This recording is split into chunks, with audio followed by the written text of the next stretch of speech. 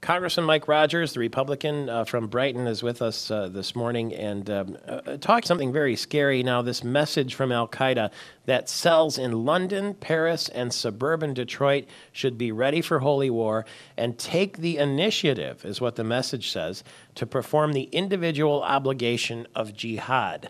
Good morning, Congressman. You're on the Intelligence Committee. What are they trying to say to those of us in the so-called miserable suburbs of Detroit, is the way they put it in the message? Well, they're trying to recruit folks, and this is something they have done before, but they're trying to send messages to individuals to do individual acts of terrorism. And the suburbs that you talk about in London and Detroit have larger populations of Muslims, and they're trying to ignite anybody who is dissatisfied to do something. And that's something that we've always been concerned of, and why it's so important that our local law enforcement and our FBI folks pay attention to folks who are contemplating anything other than being good, honest citizens. Is it naive to think that somebody won't hear this message and do something? Well, I mean, that's always been a concern of ours, and that they find somebody who is an American with an American passport. They keep sending the message that you should be dissatisfied. And it's your obligation to do jihad, that it motivates somebody to say, okay, I'm going to go do something about it. That is always a concern. It's the one concern that is the most difficult to catch, and I think that's exactly why you see this change. And we think it's really all brought about by al-Awlaki, who is in Yemen, who is a former American. He's declared he's no longer an American, who is kind of putting this campaign together to try to get passport holders of countries like Great Britain and the United States and others to do something, because it's the most difficult to catch.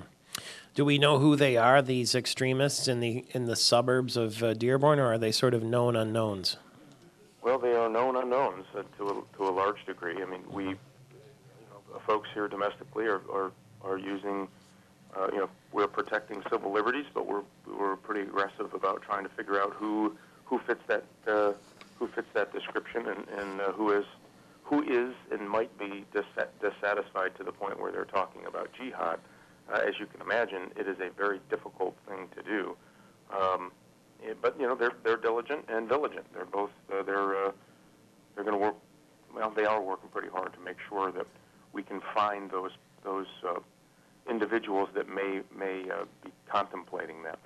Gary Austin, got 1 minute left if you have a quick question. Yes, the Deloitte Center for Health Solutions, Congressman, says, while companies may not want to be the first to drop health coverage altogether, citing the high cost of the federal plan, they may have no problem being the second or third to drop coverage entirely, leaving employees who now have health care coverage where they work on their own.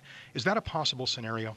Oh, it's already happening. Matter of fact, they've had to exempt 28 companies. This ought to infuriate everybody.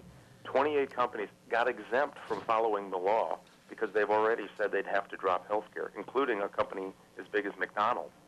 So it is already happening, and you will see a tidal wave of these folks dropping health care coverage, we think, going into late 2011, early 2012 when this thing kicks in. So you say leaving employees on their own. Looks that way, Gary. We'll talk in studio with Congressman Mike Rogers this Friday. We're now 1 week from the general election. He's up for re-election, Republican from the Brighton-Lansing area. 18 after the hour. Thanks a bunch.